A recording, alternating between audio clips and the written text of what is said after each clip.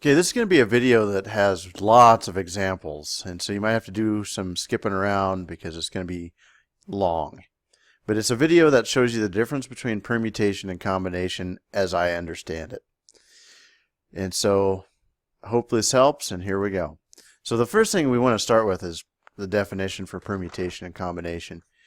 Permutation is the amount of ways to arrange n things in a specific order. So order matters. Combination is the number of ways to arrange n things without regard to order. So some words we're looking for here, maybe just to start off with, is if there's an order, if we want a specific order, then we're probably talking about rank, how we rank them, how many ways are there to rank them. We might be talking about, is there a difference between the things? Those are the main things we're looking for. So order, rank, or difference. First, second, third. If we have those things, we have a difference in them. Okay? A combination does not have those things. We are looking for things that are the same. That's when we use a combination. So when there's no difference. Makes no difference. Okay? But it does. So here's the first question we'll start with. Oh, and it's not a question, it's the fundamental counting theorem. I don't like to show formulas. So we're going to approach this from the fundamental counting theorem because I think you can understand this without memorizing a bunch of complex formulas. That's how I teach all of my kids how to do this. So if we have 3 different pairs of pants, 2 different shirts, 4 different pairs of shoes, how many outfit possibilities are there?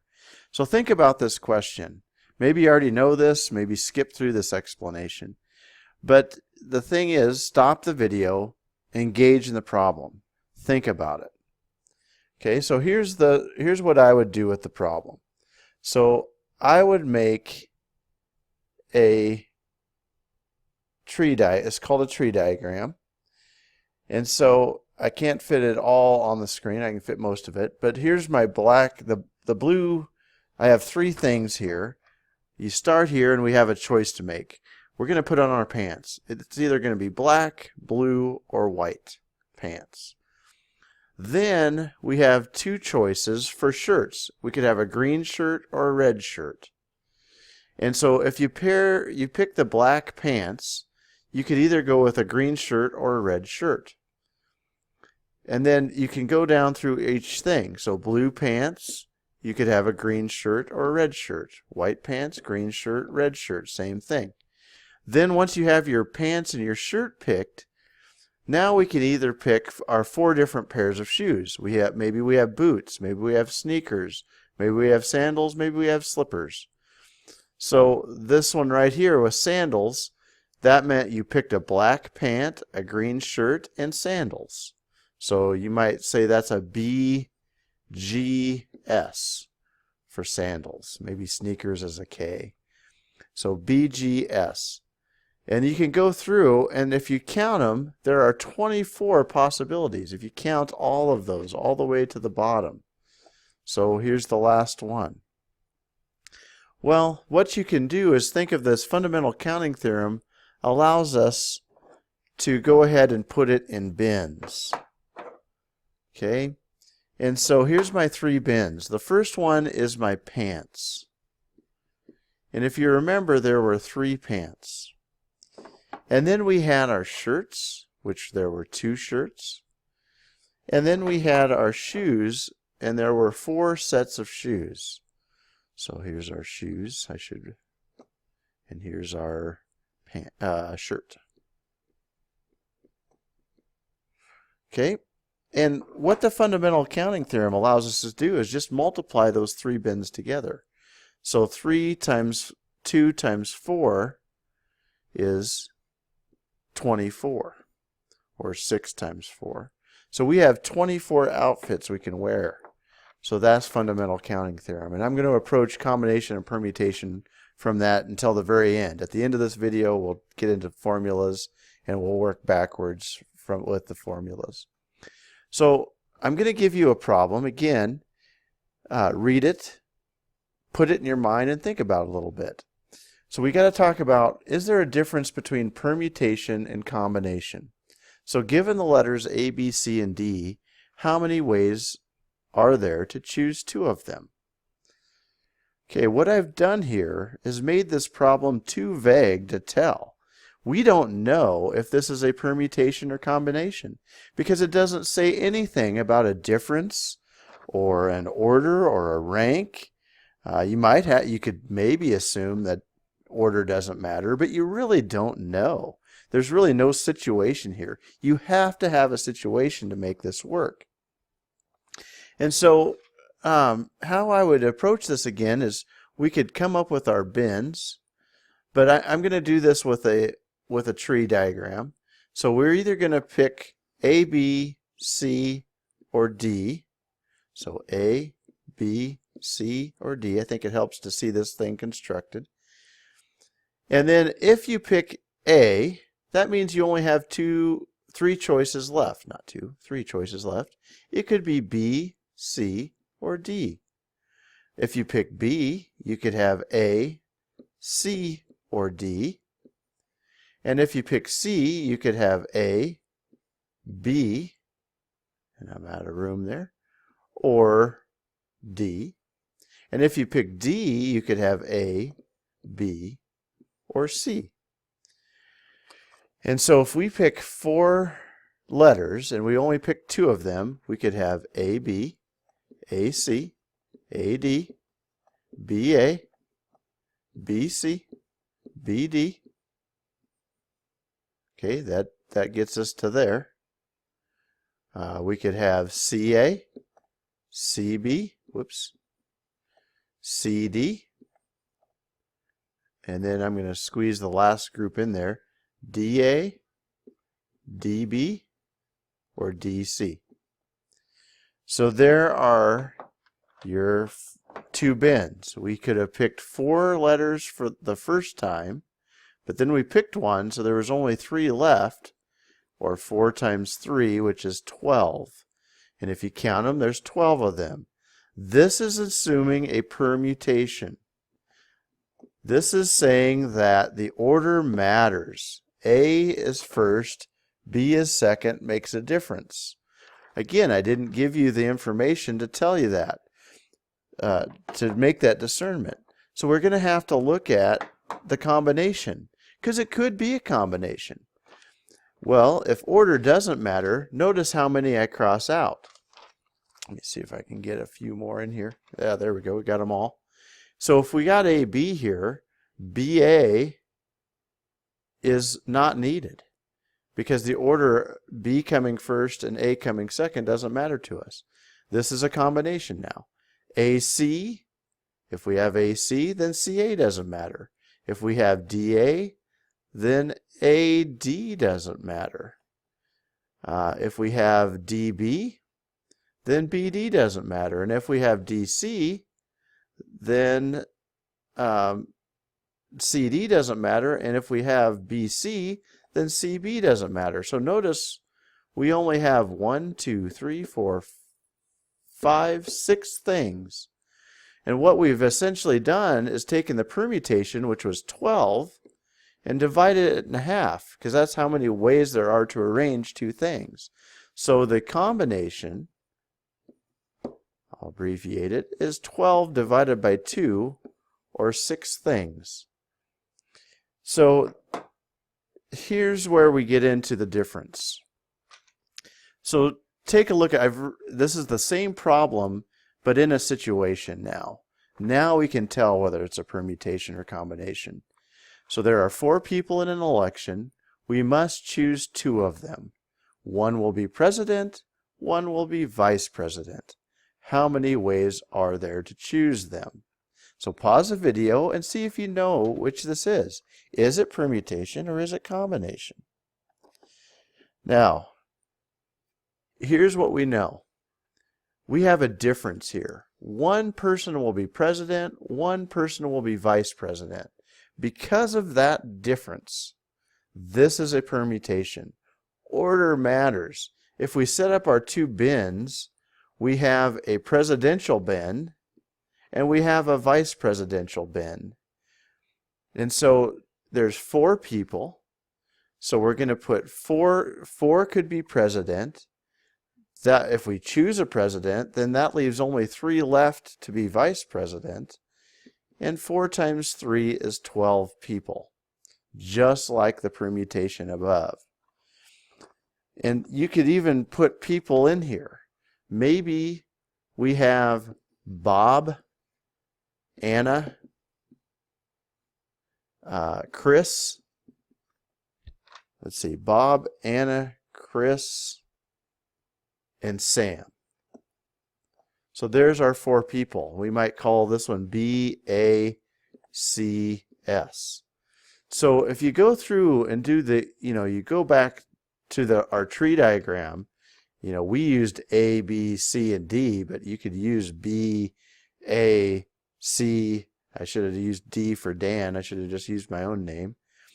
But the thing to remember here is that what we want to do is, if we chose Bob first, he's president. That means Anna is vice president. Well, if we choose Anna first, that means Bob could be the vice president. These two are different. And you could go through the whole thing. In fact, let's get rid of the Sam guy and let's put in Dan, me. And so we've got the same thing. We can use the same tree diagram. A, B, C, D. Here, Chris and Dan, if Chris is chosen first, he's president. If Dan is chosen second, he's vice president. And then DC means president, vice president. So there's a permutation. Order matters. There are 12 ways to arrange that, and we've proven it with this tree diagram. There's your 12 ways. Okay, what about a combination? What does it look like? So if you reverse it, here's what the combination looks like. There are 4 people in an election for city council. And how many ways can we choose 2 of them for this council? So in this case, a city councilman has all city councilmen have the same responsibility. They're going to sit in a committee and make decisions for the city. There's no one, let's ignore the fact that they might elect a head city councilman. They're just city councilmen. There's no difference in city councilmen. So that means this is a combination. So we saw that no difference. It's a combination.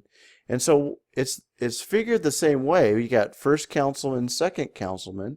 There's 4 people that we could choose for the first councilman spot, 3 for the second, because we already chose one of them. There's only 3 left in the pool. And so there's 12. But, Anna and Bob and Anna are the same councilman. There's no difference between Anna and Bob and Anna. They're both councilmen or councilwomen, whatever. And so we would divide by the 2 ways there are to arrange Anna and Bob. So in this case, there's only 6 ways. If you have 4 people, there's only 6 ways to choose 2 of them for councilman positions. Let's notch it up a bit. What happens if we still have the 4 people in the election, but we must choose 3 of them? Now 1 will be president, 1 will be vice president, and 1 will be treasurer. How many ways are there to choose them? Again, hopefully you realize this is a permutation, because there's a difference between the president, vice president, and treasurer. And so if we take a look at this, I've already created the entire tree diagram for this. And we've got to look at it in pieces. And what I want to get at is the difference between permutation and combination here. What do we divide by if it's a combination? We'll talk about that in a minute. But here you have the whole tree diagram. Here's Anna, and I had an S for Sam, but it should be a D, but it doesn't matter. ASB. So I did Anna, Sam, and Bob instead of Anna, Dan, and Bob. because this is a new problem really with now that we're picking 3 of them. So if we pick Anna, now there are 3 people left, Sam, Bob, and Chris. And if we pick Anna and Sam, then there's only 2 people left, Bob and Chris. And so here's that first situation, Anna, Sam, Bob, or you could have went Anna, Sam, Chris. There's Anna, Sam, Chris. And I did all 24 of them. There are 24 in this case because now we have 3 bins. We have president, vice president, treasurer. We have 4 people could be president, 3 people could be vice president, 2 people could be treasurer then, because we've already selected 1 in each group. Well, 4 times 3 times 2 is 24 people.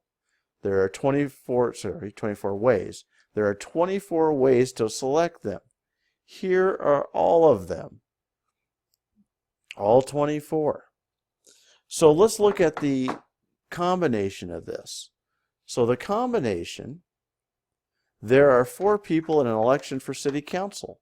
How many ways can we choose 3 of them for this council?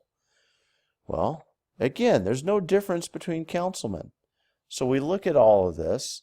What we need to decipher is how do we eliminate, how many of these do we eliminate? Well, if you have ASB, anywhere there's an A, an S, and a B, it doesn't matter the order, ABS is still 3 councilmen. SBA, 3 councilmen. SAB, 3 councilmen. BAS and BSA, those are all 3 councilmen. This is the only one that matters of those 6. So in this case, there's going to be 6 each time. So let's look at another one. Let's look at ABC. Okay, if you have ABC, that means we don't care about ACB. We don't care about BAC. We don't care about BCA. Okay, we don't care about, I think it's down here, CBA or ACB or CAB. Right, so there are your 6. So 1, 2, 3, 4, 5, and we started with ABC, which is 6. So what's happening if it's a combination? We would have 4 people for the first councilman.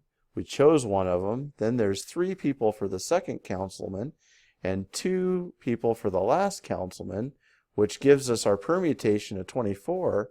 But then we have to divide out how many ways there are to arrange 3 people. And there are 6 ways to arrange 3 people. Now, how I know that, so that's 24 divided by 6. So we know there are only 4 ways to choose the councilman if you have 4 people. And how I know that, if you have 3 people, say they're A, B, and C, well, you could have I went through them all. There are 6 ways to arrange this. A, C, B, then B could be first, B, A, C, then you could have B, C, A, and then C could be first, and you could have C, A, B, and C, B, A. So those are the 6 ways to arrange 3 people, which in our case is 3 times 2 times 1. There's 3 bins for 3 people. 3 for the first person, 2 for the second, 1 for the last. So 6. Again, fundamental counting theorem, each and every time. So, a company advertises 2 job openings. Both are for general facility maintenance, with the same salary and job description. And how many ways can the position be filled if 10 people apply? So pause the video. Is this thing a permutation? Is this thing a combination? What you find is the words same salary and job description. There is no difference here. This is a combination. Since it's a combination, and now we have, we're going to select 2 job openings, and we have 10 people. So we have 2 bins, first job, second job, but again, there's no rank order because they're the same job. But we could choose 10 in that first position, 9 in the second position, which is 90, but it doesn't matter their order. So we're going to have to divide that by 2. So there are 45 ways of choosing this. So 10 times 9 is 90, 90 divided by 2. Let's look at what the permutation would look like if it's exactly the opposite. And I'll come back to that. A company advertises 2 job openings. One of the jobs is a receptionist. The other is a custodian. If 10 equally qualified people apply for both jobs, in how many ways can the opening be filled? Now, this might be confusing because they're equally qualified. Well, you have to put that in there or it doesn't make sense, because usually custodians work in custodian positions and receptionists work in receptionist positions. But let's say you had 10 people that could do either job. That's what's happening here. There's a difference. One's a receptionist, the other is a custodian. In this case, order matters. The first person is your receptionist bin. Your second person is your custodian bin. So if you pick one of the 10 people for the receptionist, that means you have 9 left for the custodian, and we have 90 ways of doing this because AB and BA are different. If Anna is the receptionist, that means Bob's the custodian. And if Bob's the receptionist, that means Anna's the custodian. Those are different things, different outcomes. There's a difference. So that's that one. Let's keep going. Newspaper is looking for 3 full-page ads. One will be in the front of the paper, one will be in the middle of the paper, and one will be in the back page. The editor of the paper has 8 stories to choose from. How many ways can the program be set up? Or the paper in this case, not program. So what is it? Permutation or combination? Take a pause and think about it. So in this case, I have a difference. Our difference is here. In the front of the paper, one will be in the middle of the paper, and one will be in the back page. So there's a difference on where we place them. It would make a difference whether it appears in the front, middle, or back. So there's our difference in this problem. And so what we're looking at, we're looking for 3 full-page ads, and we have 8 stories to choose from. And so this is a permutation. And so I'll put a little permutation there so I don't lose track of what we're doing. And so we have 3 bins, one for the front page, one for the middle page, and one for the back page. And we have 8 stories, so we could choose any of the 8 for the front page, but once we've chosen one, now there's only 7. And once we've chosen that, now we've only got 6. So it's 8 times 7 times 6. And if you multiply those out using fundamental theorem of counting, there are 336 ways of doing that, 8 times 7 times 6. So what does it look like if we run it with a combination? How does that work? So if we look at the same problem in a combination, here's what it looks like. A newspaper advertiser receives a request to run 8 full-page ads in her newspaper. She decides that she only has space for 3 this week. How many ways can the 3 ads be selected? In this case, it doesn't say anything about where she's going to place these ads.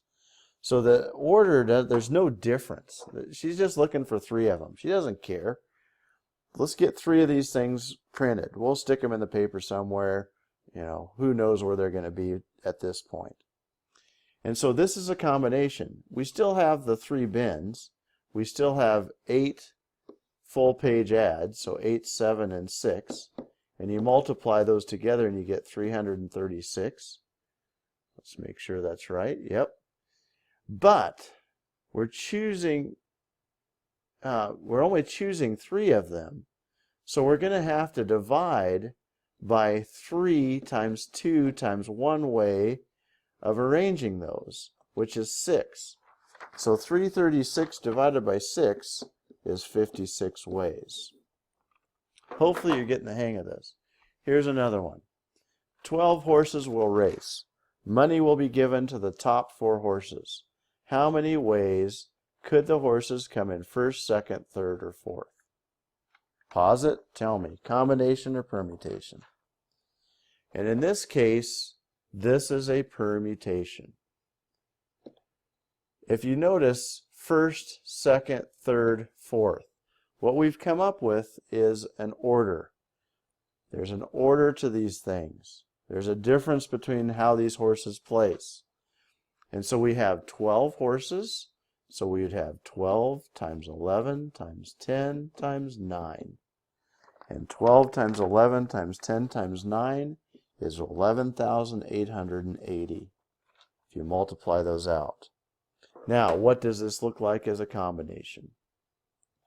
A combination would look like this. 12 horses will race. You're going to choose 4 horses to bet on. How many ways can you choose them? In this case, we didn't mention the difference between the horses at all. We're just going to choose 4 of them. We don't care which 4. We don't care what order they come in. There is no difference. The horses are just considered the same. And so in this case, again, 12, 11, 10, 9. There's my 4 horses, but the order doesn't matter, so we're going to have to divide that by 4 factorial. Now, if you haven't seen factorial before, an exclamation point stands for 4 factorial stands for 4 times 3 times 2 times 1. If you multiply starting, whatever. If you had 5 factorial, that would be 5 times 4 times 3 times 2 times 1. And so 4 times 3 times 2 times 1, that's how many ways we can arrange 4 horses, if we're just arranging 4 horses. And so that would be divided by 24. 4 times 3 times 2 times 1 is 24. So we would have 11,880 divided by 24, which is 495 ways to choose any of the 4 horses. So now we've learned something else. We've learned factorial. So last couple here, we have 5 books we would like to arrange on a shelf: a science book, a math book, a social studies book, an English book, and a statistics book. How many ways can we arrange these 5 books? Again, see what you can do. Is it a permutation or is it a combination? Notice the difference. I said science, math, social studies, English, and statistics. Those are all different types of books. There's 5 of them. We're going to have 5 positions on the shelf. If we have 5 choices for the first book on the shelf, then 4, then 3, then 2, then 1. This is a permutation because all the books are different. We're going to multiply those together, 5 times 4 times 3 times 2 times 1, and we're going to get 120 ways to arrange 5 different books on a shelf. What does it look like as a combination? It's not a very exciting problem as a combination. What if we needed to arrange 5 books that were exactly the same? So you had 5 of the same type of book. In this case, there's no difference between the books. So this is a combination. And so you would have the same first 5, 4, 3, 2, 1, but then we'd have to divide it by the number of ways to arrange 5 things, because we chose all 5 of them, which would be 5, 4, 3, 2, 1. So this one is 5 factorial over 5 factorial, which is just 1, because you'd have 120 ways to pick the books, but then we'd have to divide it by 120 because all 120 of those are the exact same book. All the 120 ways of arranging them are exactly the same. So there's only one way to arrange them if they're all exactly the same. So that one's kind of fun to think about. So moving on. Now let's get into something a little harder. We have 60 numbers. We want to select 5 5 for the 5 of those numbers for a jackpot drawing. So think Powerball. You know, when you do that, well, pause and see what you think first. Okay, so 60 numbers, and we're going to select 5 of them. In a Powerball, if you know anything about a Powerball, then the order doesn't matter. And you'd have to specify that. I'm sure there are jackpots out there where the order that you choose the number matters. That means there's a lot more possibilities. But in a Powerball in America, it doesn't matter. The 5 numbers, doesn't matter what order you choose them in. If you have those same 5 numbers, you win. And so this is a combination.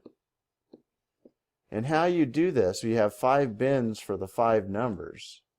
1, 2, 3, 4, 5. You could pick 60, you have 60 choices for the first number, 59, 58, 57, and 56. But then you would divide that by the 5 factorial ways of choosing them. You know, 5 times 4 times 3 times, you're rearranging them. And you get, and I'm going to have to write it up above because it's such a big number, you would have 5,461,512 ways to choose 5 numbers out of 60 for Powerball. So lots of choices. Okay, so let's look at the next. What about this one? We have 40 numbers on a round lock and must pick 5 numbers by first moving the lock left, then right, then left, then right, and finally, that should have said left, but I have a mistake. Let's change it. It's getting late at the evening. So left, and finally left. Copy paste burned me on that one. And here's a combination lock. You know, it's funny that we call this a combination, because if you notice, you know, the fact that I've given you differences here, you know, I've said you're going to move it back and forth, left, right, and finally left. What we've done is given you order. We've said there's a specific order to this. There's a difference between, you know, the order of the numbers you choose matters in this case. And so this is a permutation. And so if we chose 40 out of 40 numbers, 5 bins for the first number, 1, 2, 3, 4, 5. And it's funny that this is a combination lock, but it really should be called a permutation lock. And so we'd have 40 for the first one, then 39, then 38, then 37, then 36. And we would just multiply those together. And so if you do that, you get 78,960,960. And so that's the difference between them. And so let's look at the formulas. So for permutation, it generally looks like this. A subscripted N, a P, and an R. Or P and R, depending on the book you're in.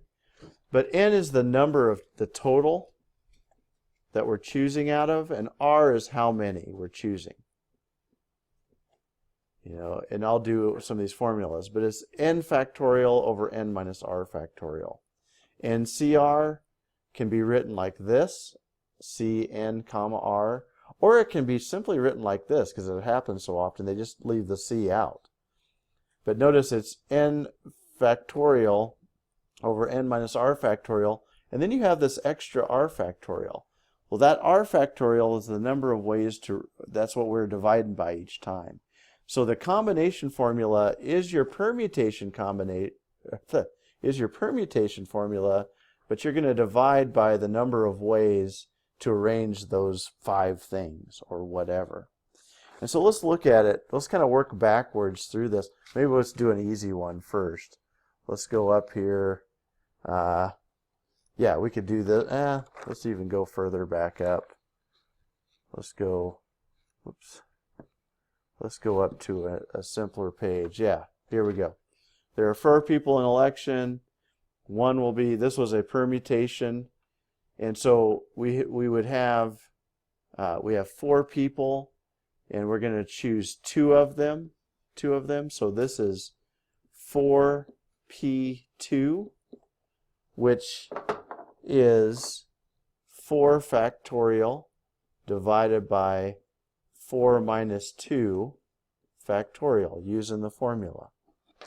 And so if we do this problem, let me come down here a little bit, that would be 4 times 3 times 2 times 1.